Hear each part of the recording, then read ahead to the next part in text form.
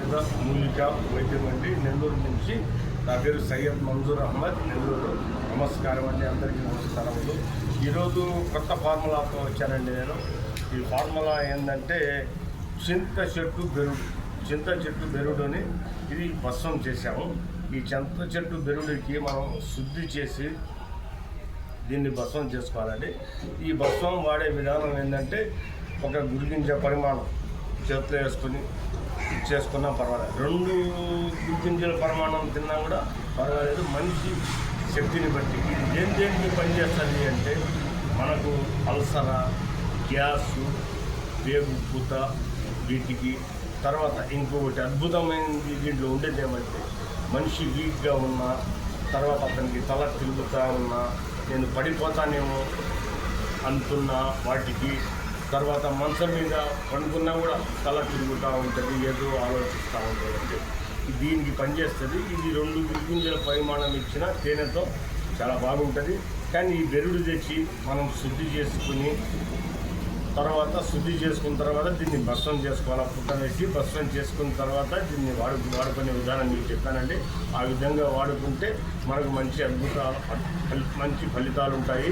ప్రతి ఒక్కరు వైద్యులు దీన్ని తయారు చేసుకుని వాడుకోవాల్సిందిగా కోరుకుంటున్నాను. కానీ వైద్యులకు చెప్పేది ఏమంటే మనం అన్నీ నేర్చుకోవాలా, అన్నీ చేయాలా అనేది ఏముండదు.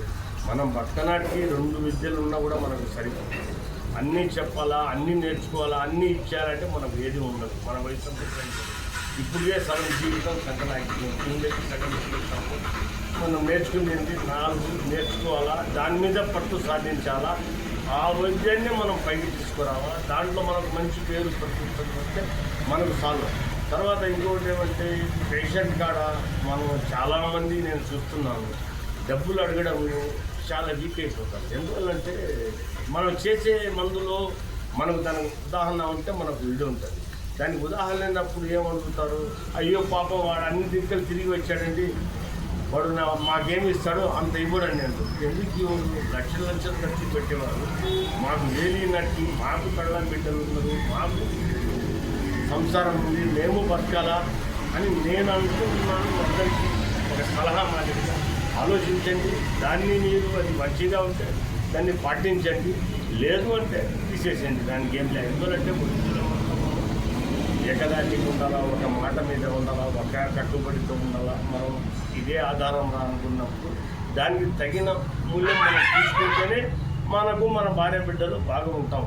లేదు మనకు సైడ్ ఏమైనా బిజినెస్ ఉంటుంది, ఇది సైడ్గా మనం చేస్తున్నామంటే నువ్వు ఊరికి ఇచ్చేసినా పర్వాలేదు. దాని మీదే బతికేవాడు ఏంటంటే చూసి వాళ్ళ కాడ కూడా డబ్బులు తీసుకోవడం అనేది న్యాయమైన పద్ధతి. ఇది మరీ మనం దిగజారిపోయి ఒక 1000-500 అంటే ఎంతవరకు కరెక్ట్గా ఉంటుంది? అది కరెక్ట్ కాదు. ఎందుకంటే మా గురుగారు చెప్పిన విధానం నాకు మన వైద్యంలో మనం పర్ఫెక్ట్ ఉండు. వైద్యం బాగా నేర్చుకోవాలి. వైద్యం ఇస్తే మనకు ఇది దేనికి పనికి వస్తుంది, ఇది దీనికి సరిపోద్ది అంటే మీరు అడిగి తీసుకోవచ్చు. ప్రతిదానికి కూడా మనం దిగజారిపోయి అన్నీ తిరిగి వచ్చాం. పాపం ముందే మేము వాడి కాడ దిగజారిపోతున్నాం. ఇంకేం అతను ఇస్తాడు?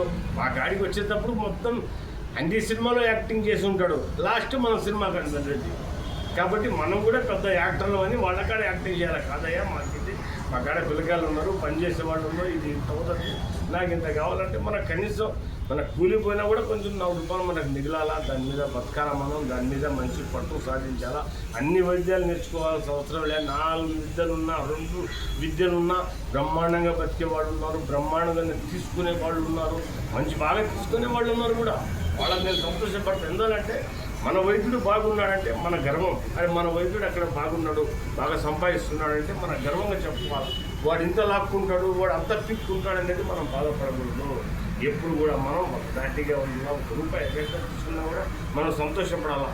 అతను తీసుకుంటున్నాడు అని అతని మీద మనం ఏడవకూడదు. మనం కూడా తీసుకునేటట్టు ఆలోచించుకోవాలి. ఎందుకంటే మన జీవనాధారం ఇదే, మన వృత్తి ఇదే. కాబట్టి నేను ఇది మీ వైద్యులందరికీ చెప్పదలుచుకున్నాను, మందులు మాట. కాబట్టి దీంట్లో ఏమన్నా మీకు తప్పుగా అనిపిస్తుంది నేను క్షమించండి. ఉంటాను. నమస్తే. సయ్యద్ మంజూర్ అహ్మద్, నెల్లూరు.